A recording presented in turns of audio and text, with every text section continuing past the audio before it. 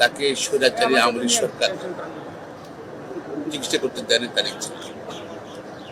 আমরা আল্লাহ তাআলার শুকরিয়া আদায় করছি যে তিনি চিকিৎসা করেছেন, তার শারীরিক অবস্থা অনেক ভালো এবং সারা দেশের মানুষ কিন্তু অত্যন্ত আনন্দিত। এই জন্য হাজার হাজার মানুষ আসতেছে এবং জমায়েত হচ্ছে এবং তারা তাদের ভাব সত্তা প্রকাশ করছে।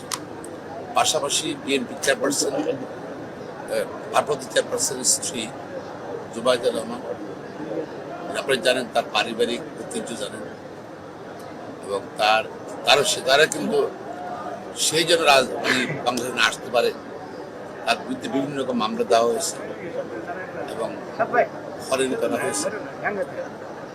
প্রায় দেড় যুগ পরে উনি দেশে আসছে।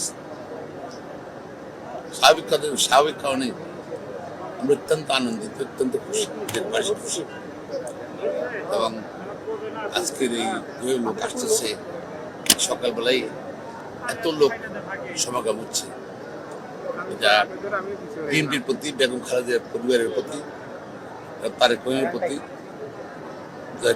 যে সমর্থন, এটা প্রকাশ করার জন্য, তার শ্রদ্ধা প্রকাশ করার জন্য আসছে। দেশের রাজনীতির জন্য কতটা গুরুত্বপূর্ণ তিনি বর্তমানে একজন আন্তর্জাতিক খ্যাতি সম্পন্ন চিকিৎসক।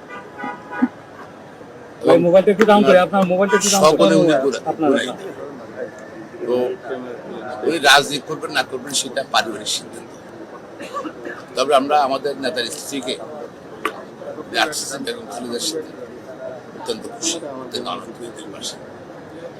খালেদা জিয়া কি শারীরিকভাবে সুস্থ হয়ে রাজনীতিতে ফিরতে পারবেন বলে আশা করছেন?